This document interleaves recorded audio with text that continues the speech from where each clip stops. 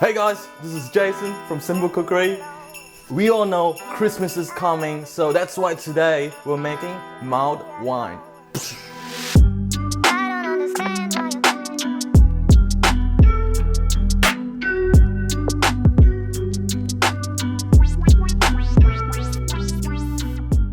So the first thing you want to do is to cut your orange or your choice of citrus into slices. And we're gonna leave 1 or 2 slices for decoration, and we're gonna use rest of the slices to make the mulled wine. Get a large pot and put in your spices. So that includes your cinnamon sticks, your star anise, cloves, and your oranges. Don't forget to add sugar as well, unless you want your mulled wine to taste bitter. And then put in your bottle of red wine.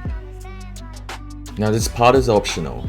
Add in 1/4 cup of your favorite liquor. I'm gonna add in sangria, and that's gonna give my mulled wine a nice fruity taste. So you wanna cook your mulled wine on a medium-low heat and let it simmer for at least a few hours. That smells nice. Give it a taste as well. So if it's not sweet enough, you can add more sugar. And then let's serve it up. So what I like to do is I like to put some spices in my cup and a slice of orange. Alternatively, you could also put your slice of orange on the side of the cup like some bars do. And we're just gonna pour in our mulled wine. Enjoy.